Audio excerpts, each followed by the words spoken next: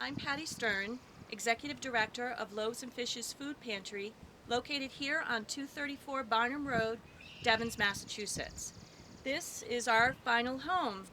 We were able to occupy this beautiful building in 2006 thanks to the generosity and the hard work of many volunteers and community civic groups.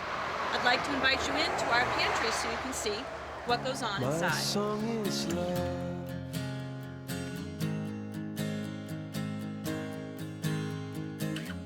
Love to the loveless shore.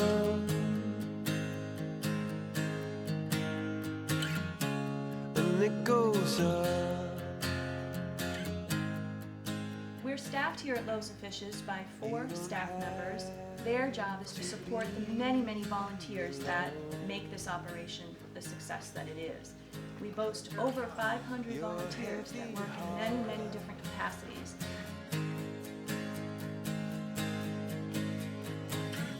It's made of stone. Yeah, I'm Smokey from Bemis Associates. Come down here. Me personally, I come down here once a week. Well, once every other week. Come down to help out, load food. We are Bemis, whether we are donate food, donate time, and a couple of guys take time on Wednesdays or Friday, come down and help out, load the fish, load groceries, stock the shelves. Have to be on your own. If there's such a thing as typical, we were the typical American family. My husband and I had 2 small children, 2 years and 7 months apart from each other, and living in air in a modest but beautiful home with a yard. I worked all my life, my wife likewise, and we're not used to asking for help at all. You know, it pained us to apply for things even. But nevertheless, we got to the point where we had to do it, and we did do it. When I got up here, I was like, try for food stamps. So they gave me like a little $100 worth, and after that, they was like, can't do nothing else for you, you know. So I was like, wow. So somebody was like, you need to come up to Loaves and Fishes. And I was like, what's that? It was like a place that'll hook you up with some food and take care of you. So I had never heard of Loaves and Fishes in terms of it being a food pantry for people like me. I had my own idea of what the hungry was. Before I came to Loaves and Fishes, I was retired. I'm 72 now, and living with my wife, and we both had collecting Social Security, but it wasn't quite enough. And we had some money in the bank, but we had to keep on spending down as we went along. Finally, we ran out what our emergency resources were.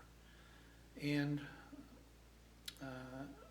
at that time, period of time, people asked me to write in and make applications for help, for especially my medical bills. So I do have a heart condition, and right now I have an eye condition, which is clearing up, and other things. And what happened is, at that time, I had to go in the hospital and have an operation on my heart. And when I come out, there's a lot of follow-ups. And the insurance I had at the time, I had to pay $30 copays. So you have your immediate help, but right afterwards, the follow-ups are $30.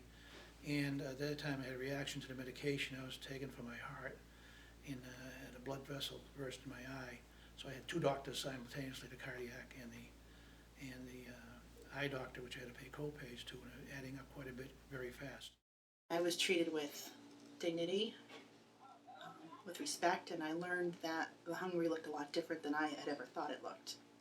I was given diapers for my 1.5-year-old baby. They clothed them, they fed us, they gave us food to cook with, to bake with, even have snacks. There was shampoo, even feminine products that you're embarrassed to say you need when you really don't have anything. They made it as good an experience as it possibly could be. they just looked out for me. I mean, they give you clothes, you make sure you got the right food, and a couple of times I missed and they got onto me. They was like, why ain't you come get your food? I'm like, that's dedication. That's good, you know what I mean? Usually somebody, when you don't come, they don't care, but they was like, hey, come get that food. You know, they want to make sure you're good to go and stuff. So During that time, I came right to the edge of, can we still afford to eat right and afford medication and doctor's visits? It came that close. And like I said, thank God for the good people at Loaves and Fishes. I was able to get some help with food and then have money to go back to the doctors and pay for some of the medications I need. Otherwise, it would have been, I don't know what would have happened. The food pantry gave me more than food. I've always said that in the most difficult time of my life, that it gave me confidence that I would be able to feed my children so that I could worry about the other pieces of survival that were so necessary. We're not used to asking for help at all. You know, it pained us to apply for things even. But nevertheless, we got to the point where we had to do it, and we did do it. And my only advice to others is to know that it's good people here, and that don't go over the edge. When you get close to the edge, you see it, ask for help, even if it means going into community resources rather than government resources. Otherwise, you don't want to go over the edge. I've seen people that just, you don't want to end up without food or without medicine or some situation. everybody with pride go hungry. That's all I can tell you. You got all that pride, go home and cook that pride, fry that pride, boil that pride. And when your stomach can't digest that pride, then you come back here and you apply and get that food, what I can tell you. You know what I mean? And anybody out there, come here and they'll take care of you.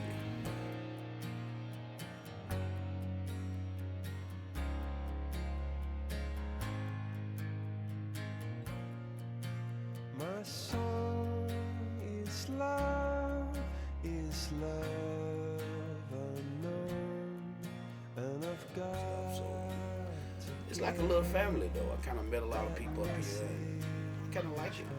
I'm still coming, so